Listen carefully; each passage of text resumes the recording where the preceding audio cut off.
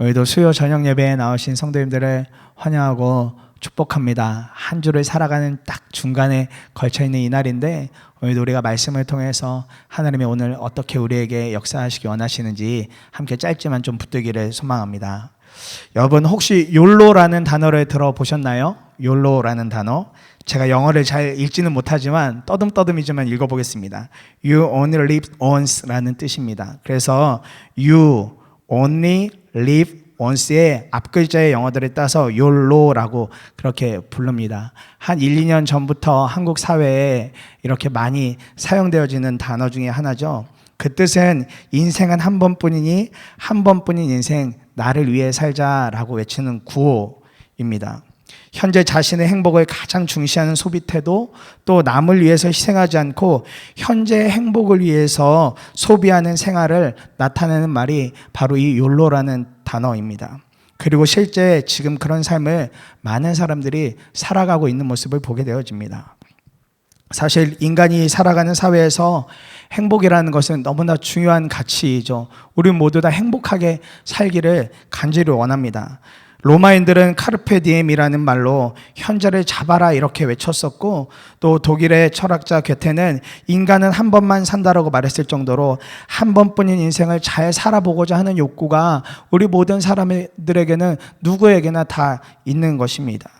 그런데 이런 모든 것들이 정말 행복을 주고 있는가, 이런 구호를 외친다고 행복해지는가, 한 번뿐인 인생 나를 위해서 잘 살아보자고 했을 때 진짜 행복을 주는가 보면 그렇지만도 못하다는 겁니다. 사실 현재에 충실하자는 말은 미래에 대한 불안감이나 어려움 때문에 현재에 집착하고, 때로는 당장 내 급한 일에만 몰두하게 만들어서 정말 내 삶에서 중요한 것, 정말 내 삶에서 큰 그림으로 그려야 될 것들을 때때로 놓치게 만들기도 합니다. 우리 모두는 다 행복하길 원합니다. 그리고 그 행복에 대한 꿈을 꾸며 살아가고 있죠. 그런데 우리의 이 행복을 누구보다 원하시는 분이 계시다는 것도 여러분 알고 계십니까? 누구시겠습니까?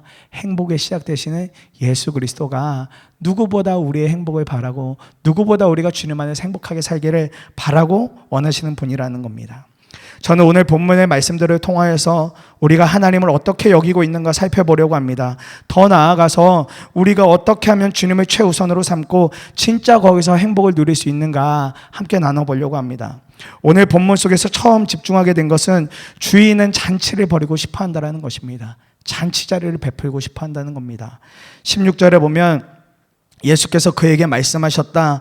어떤 사람이 큰 잔치를 베풀고 많은 사람을 초대하였다. 또 17절에 잔치 시간이 되어 그는 자기 종을 보내서 준비가 다 되었으니 오십시오 하고 초대받은 사람들에게 말하게 하였다 말씀하고 있습니다.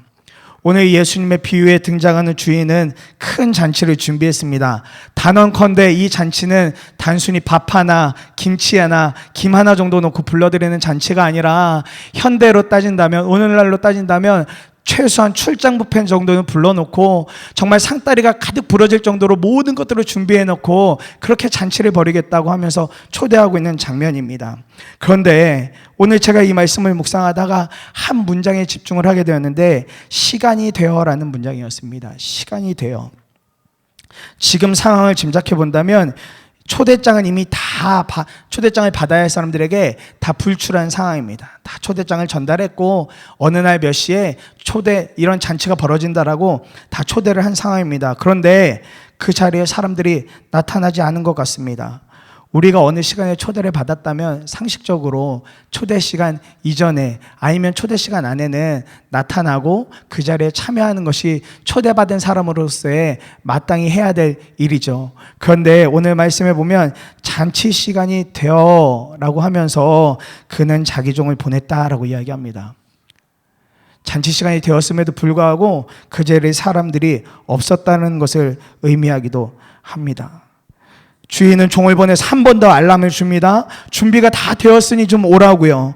언뜻 보면 주인이 매우 친절해 보이지만 뒤집어 본다면 주인의 초청에 대하여서 주변 사람들이 전혀 반응하지 않고 냉랭한 모습을 보이고 있습니다. 시원치 않은 모습들을 보이고 있습니다. 저는 이 말씀을 보고 계속해서 묵상하면서 오늘 이 시대를 살아가는 우리의 믿음, 우리의 신앙이 어쩌면 이와 같은 모습이겠다라는 마음이 들어서 계속해서 거기에 생각을 멈추게 되었습니다. 주님께서 우리가 이 땅에서 하나님의 장치를 누릴 수 있도록 여러 장치들과 장소들을 우리에게 준비시켜 주셨습니다. 그중 대표적인 것이라고 하면 무엇이 있겠습니까? 바로 우리가 예배를 드리는 교회가 되겠지요. 하나님이 이 땅에서 하나님의 나라를 누리고 하나님과 함께 깊은 교제를 누리고 성도와 성도가 교제할 수 있도록 교회를 마련해 주셨고 교회를 세워 주셨습니다.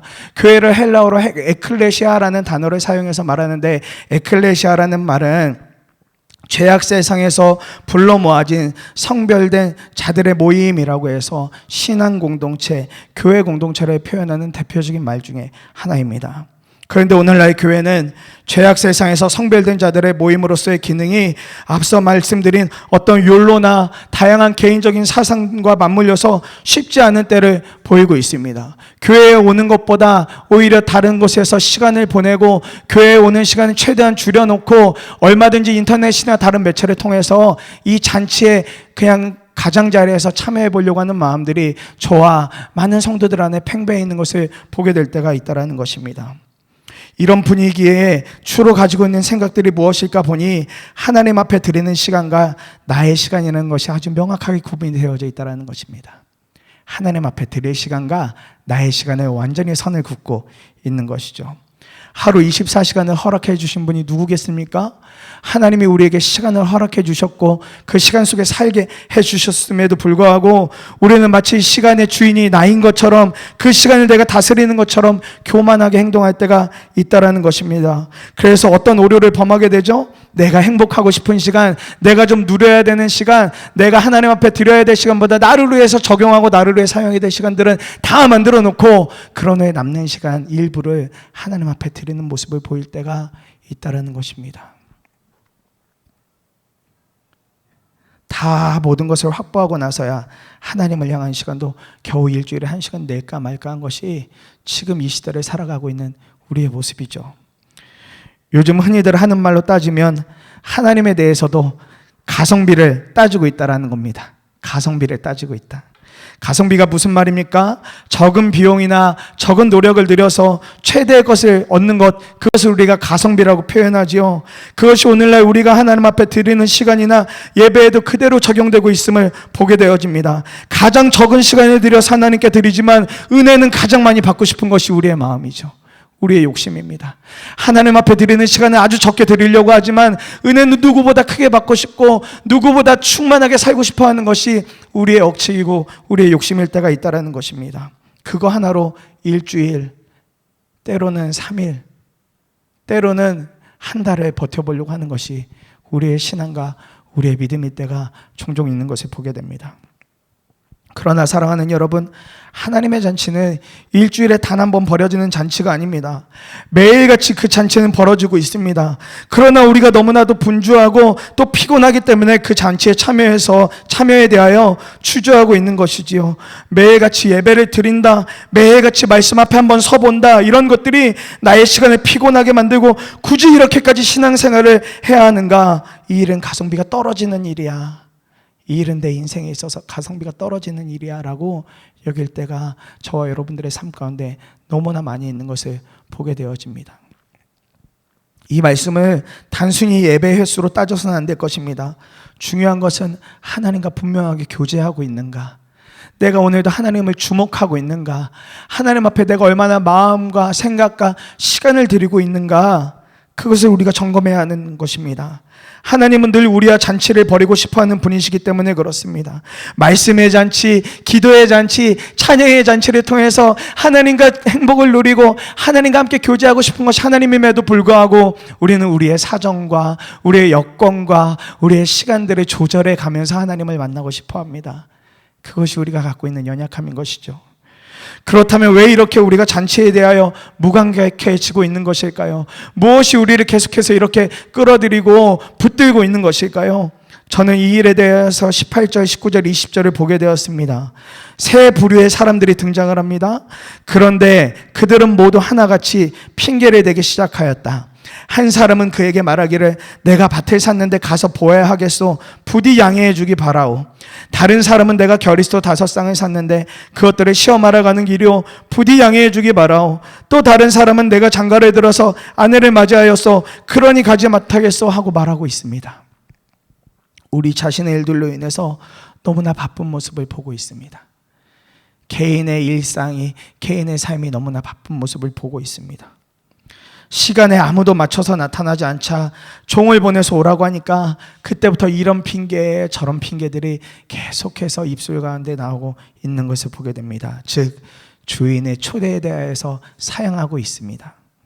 첫 번째 사람은요, 밭을 살아가야 해서 오지 못한다고 합니다. 여러분, 밭을 사는 거 너무 중요한 일이지 않습니까? 저는 뭐 밭이나 집을 사본 일이 없어서 잘 모르겠지만 아마 밭이나 집을 또 건물을 사보신 분들은 그 시간이 얼마나 소중하고 중요하고 중대한 시간인 것을 알 것입니다. 우리의 눈으로 보면 정말 급한 일이죠. 그때 꼭 그것을 사야 한다면 정말 급한 일이 맞습니다. 또 두 번째 사람은 소를 사러 간다고 합니다. 소는 엄청난 재산입니다. 건강하고 이 일 잘하는 소 한 마리 있으면은 그것으로 앞으로 농사나 여러 일들을 해가는 데 있어서 아주 든든할 것입니다. 우리의 눈으로 본다면 이건 역시도 급한 일이 맞습니다. 마지막 한 사람은 심지어 어떻습니까? 결혼을 했대요. 그리고 아내를 맞이해야 되기 때문에 내가 그 잔치에 갈 수 없다라고 이야기합니다. 아내를 맞이하느라 나오지 못하겠다는데 이게 무슨 잘못이겠습니까? 우리의 눈으로 본다면 당연히 급한 일이 맞지요. 그런데 이 이야기를 들은 종의 반응을 한번 보십시오. 21절에 그 종이 돌아와서 이것을 그대로 자기 주인에게 일렀다. 그러자 집 주인이 노하였다라고 말씀하고 있습니다.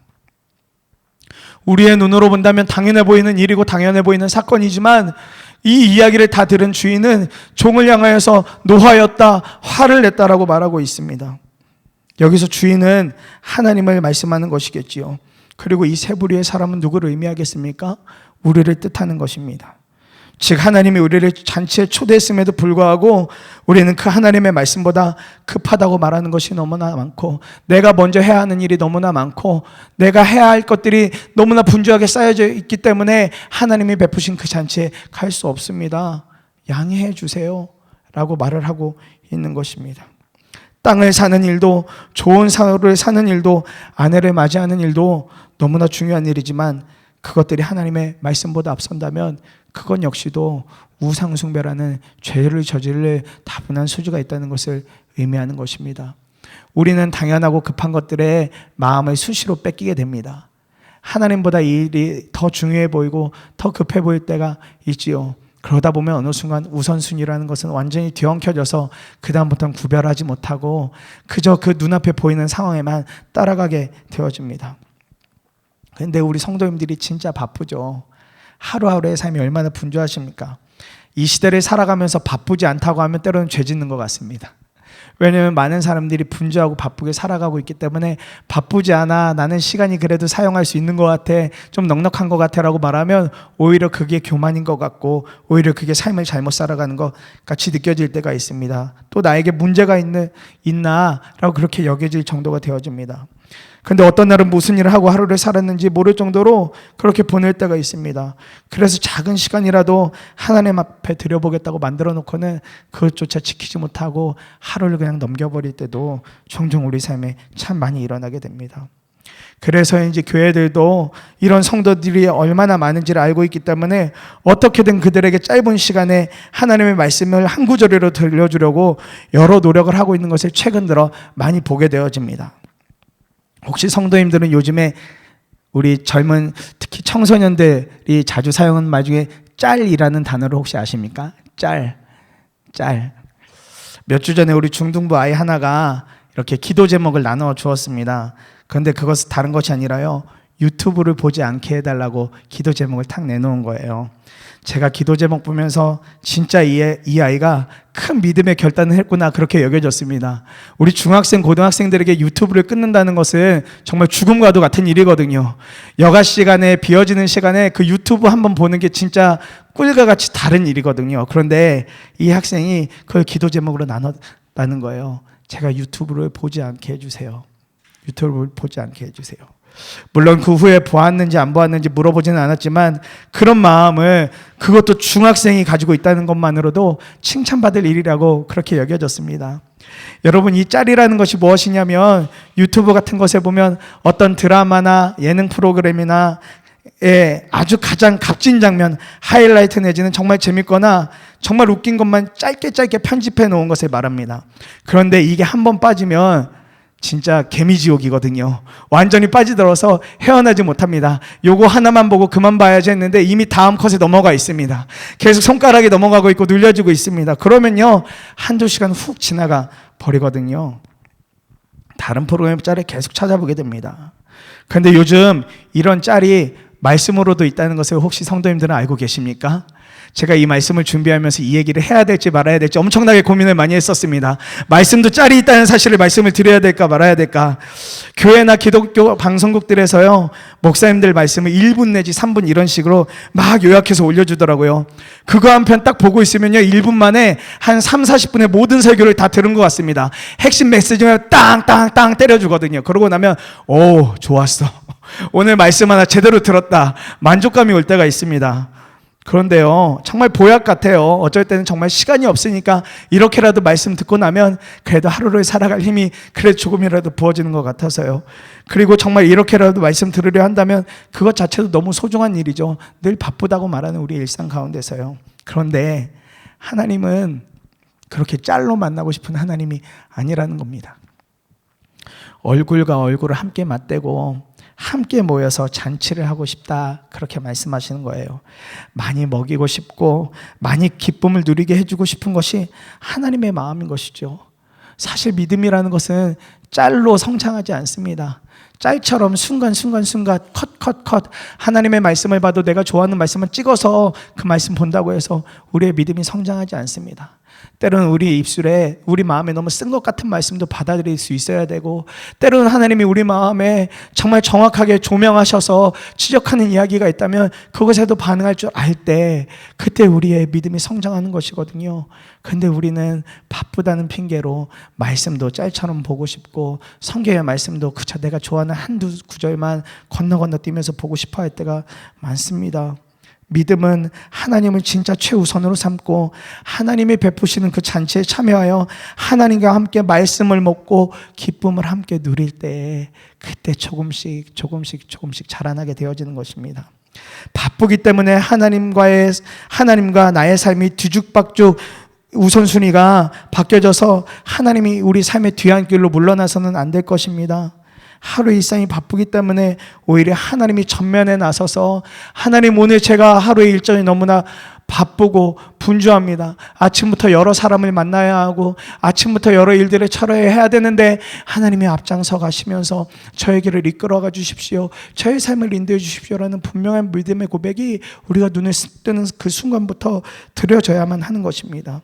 우리가 사는 모든 일상에 주님이 주인 되시면 삶 전체가 주님이 벌이시는 잔치가 되어질 것입니다. 예배는 물론이고 하나님 말씀과 찬양 앞에 서보는 시간은 물론이고, 우리가 누군가 중요한 사람을 만날 때에도, 또 일상의 여러 업무들을 해결할 때에도 하나님이 앞장서 가시기 때문에 그 장소, 그 자리, 그 만남 모두가 하나님이 일구어 가시는 잔치가 될 수 있다라는 말씀입니다. 그러나 그 주인의 자리에 내가 앉아버리게 되면, 바쁨 속에 완전히 매몰되어져 버리면 그 자리는 오히려 영적으로 완전히 죽음과도 같은 자리가 되어버릴 수도 있는 것입니다.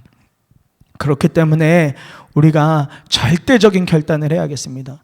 해야 된다 말아야 된다가 아니라 절대적인 결단을 해야 되겠습니다. 그것은 잔치의 자리를 절대 놓치지 말아야 한다는 것입니다.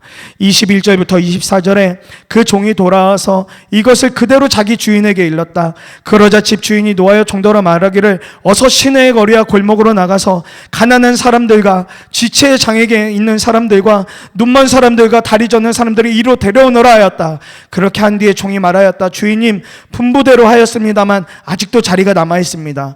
주인이 종에게 말하였다. 큰 길과 산을 타리로 나가서 사람들을 억지로라도 데려다가 내 집을 채워라. 내가 너희에게 말한다. 초대를 받은 사람들 가운데서는 아무도 나의 잔치를 맛보지 못할 것이다 말씀하고 있습니다. 이제 주인은 종을 시켜서 길거리에 있는 사람이라도 데리고 오라고 합니다. 그들은 처음에 초대에는 제외가 되었던 사람들이지만 주인의 명령으로 잔치집에 들어오게 됩니다. 심지어 자리가 차지 않으니까 주인은 한 번 더 명령합니다. 큰 길가까지라도 가서 사람들을 어서 억지로라도 데리고 오라고 주인이 그렇게 명령합니다. 이 사람들이 사실 바로 우리입니다. 하나님의 첫 초대엔 초대받지 못했지만 우리가 길거리에 나앉아 있었을 때, 여러 연약함으로 넘어져 있었을 때 하나님 언저리에 오지도 못했을 것 같은 우리와 같은 사람들을 하나님이 이 초대에 불러주신 것입니다. 잔치에 참여할 자격이 없는 우리를 불러주신 것이 엄청난 은혜인 것이죠. 하나님 나라에 갈 수 있는 길을 열어주셨고, 하나님이 어떤 분인가를 알게 해주셨고, 하나님의 은혜가 무엇인가를 알게 해주신 것, 그것이 하나님의 우리를 초대해 주신 어마어마한 은혜가 되어주신 것입니다. 그렇기 때문에 우리가 할 것은 이 잔치의 자리를 절대로 놓치지 않는 것입니다. 하나님을 마주할 수 있는 그 잔치의 자리, 하나님과의 교제의 자리, 교회가 될 수도 있고 가정이 될 수도 있고 여러분의 일터가 될 수도 있습니다. 어떤 상황이라면요, 하나님의 임재가 있다면 그 모든 것이 하나님의 잔치의 자리가 될 것입니다. 우리가 그 잔치의 자리를 절대로 놓쳐서는 안 되는 것이죠. 잔치에 초대받지 못할 자가 초대를 받았으니 우리는 그것을 기쁨으로 누려야 하는 것입니다. 이 잔치를 통해서 우리는 분명하게 마주하게 되는 분이 있는데 바로 그 잔치를 베풀어 주신 주인인 하나님이라는 것입니다. 그것이 우리가 날마다 누리는 복과 은혜이지 않습니까? 우리가 누구를 마주하며 살겠습니까? 누가 우리의 인생을 이끌고 가십니까? 하나님이 우리의 인생을 이끌어가고 계시고 그렇게 인도해 가시길 원하십니다. 우리의 진짜 행복이 바로 여기에 있는 것입니다. 그 잔치에 내가 들어갔다, 그 잔치에 들어가서 하나님을 만났다라는 것이 진짜 행복인 것입니다. 한 번뿐인 인생 내 마음대로 살아보자라고 호기롭게 말하는 것에 행복이 있지 않고, 잔치에 갈 수 없음에도 그 잔치에 참여하도록 불러주신 주님이 계시다는 것이 진짜 우리 인생의 행복이고 은혜라는 것입니다. 폴트린 목사님은 우리와 함께 하시는 주님에 대해서 그래서 이렇게 정리합니다.